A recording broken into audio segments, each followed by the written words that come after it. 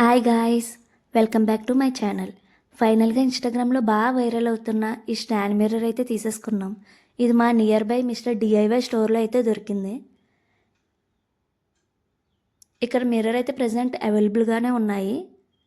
ఇంటికి రాగానే ముందు అయితే అన్బాక్సింగ్ స్టార్ట్ చేసేసాం.